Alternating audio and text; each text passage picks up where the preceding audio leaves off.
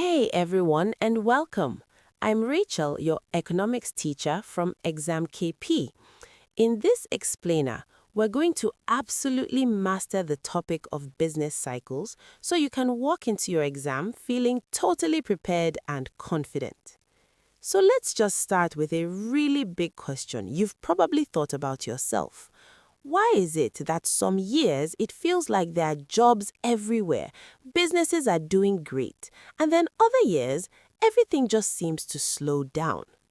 Well, the answer, my friends, is all about this right here. It's called the business cycle. You see, this wave, this up and down pattern, is the key to understanding why economies go through those good times and bad times. And today, we are going to break it down piece by piece. So here's our game plan. First, we'll get a feel for the economy's rhythm. Then we'll dive deep into those four phases. After that, it's straight into exam mode. We're talking WAEC, JAMB, and NECO questions. And we'll finish up with a super quick recap. You ready? Let's do this. All right, let's build our foundation. To really nail those tough exam questions, you've got to know the four phases of the business cycle inside and out. Seriously, these definitions are like pure gold for your exams, so let's pay close attention. First up, we've got expansion. Just think of this as the good times, right? The growth phase. Everything's heading up. National income is rising, the GDP is climbing, which means more jobs are being created, so unemployment is falling. In Nigeria, for example, when oil revenues are high, that often kicks off an expansion. There's just more money flowing around, so people and businesses spend more. So, after all that growth, the economy eventually hits its peak. Now, the peak means the economy is running on all cylinders, basically at its maximum potential. Almost everyone who wants a job can find one. But, and this is the key part, it's also a bit of a warning sign. The economy can't keep growing like that forever. It's at the peak that you start to see risks like inflation pop up, signaling that a slowdown might be on the way. And that slowdown has a name. It's called a recession or sometimes contraction. This is what happens when people just start spending less. The total demand for stuff was way less than what the economy could produce. And what happens then? Well, companies cut back, GDP falls, and sadly, unemployment starts to go up. This creates something called a recessionary gap, and you need to remember that term for your exams. It's where the economy is just not living up to its full potential.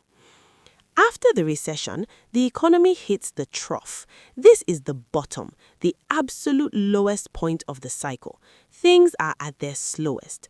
And yeah, it might sound a little bleak, but the crucial thing to remember is that the trough is not the end. It's actually the turning point. It's from here that a new recovery and a new expansion can begin. Okay, I know that's a lot to remember, so here is a little pro tip for you. Just remember this sentence. Every person really tries. See? E for expansion, P for peak, R for recession, and T for trough. It's a super simple way to lock in the correct order for your exam. All right, we've got the theory down. Now let's get our hands dirty and see how this actually shows up in real exam questions. We're going to start with WAEC, where they often want you to show your work and explain things really clearly. Okay, here's a classic calculation question from a past paper. They give you all the numbers for consumption, investment, government spending, exports, and imports. And you just need to find the GDP. Now, when you see a bunch of numbers like this, don't panic. There's a really simple formula we're going to use. The absolute key to getting full marks here is to show your steps. So, first thing you always do is write down the formula. GDP equals C plus I plus G plus net exports, which is just exports minus imports. Simple. Then you plug in the numbers from the question. Finally, you do the math. So let's do it. 500 plus 300 plus 300, that's 1,000. Then for net export, 100 minus 150 is negative 50. So our final step is 1,000 plus a negative 50, which gives us 950 billion naira. And there you have it. That's how we measure the total output of the economy. Just make sure you write your final answer down clearly with the units and you'll get all the marks. Easy. Alright, let's look at another common type of WAEC question. This one is from 2019. They want you to explain the difference between microeconomics and macroeconomics. This is a super fundamental concept. The answer here is all about scale. Think of it like this. Microeconomics is like using a microscope. You're zooming in on the small individual parts of the economy, like one family's budget or how one company decided prices. But macro, and this is where our business cycles fit in, macro is like looking at the Earth from a satellite. You're seeing the big picture, the whole economy. You're focused on big things, the aggregates like GDP, inflation, and unemployment. So the business cycle is a core macroeconomics topic. Okay, let's switch gears. For JAMB and NECO, it's all about speed and accuracy with multiple choice questions. The trick is to spot the key concept in the question and answer it fast. So let's do a little quick fire practice. Let's take a look at this question from JAMB 2021. So, the government decides to spend more money, maybe on new roads or schools.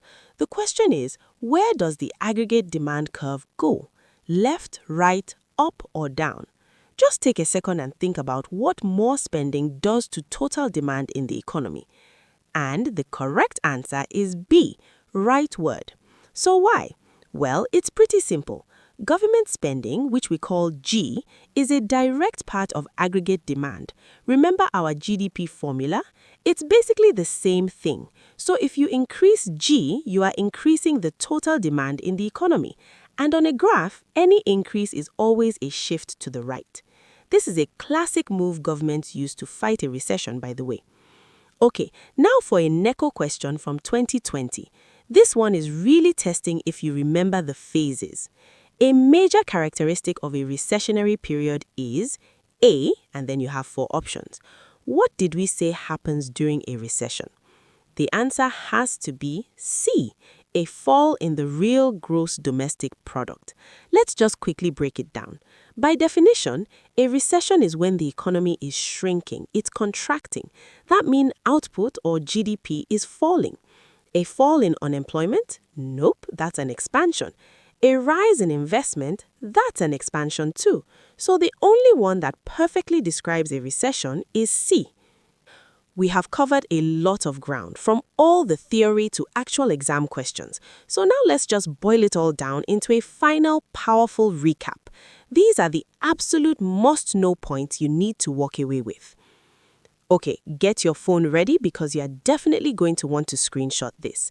This table is your ultimate cheat sheet. It perfectly summarizes what happens to GDP and unemployment during each phase of the cycle. Expansion, GDP up, unemployment down. Recession, GDP down, unemployment up. It's that simple. Master this table and you'll do great. And hey, don't forget to like, share, and subscribe to www.examkp.com for more lessons just like this one. And for even more practice, head over to examkp.com. Keep up the great work and I'll see you in the next one.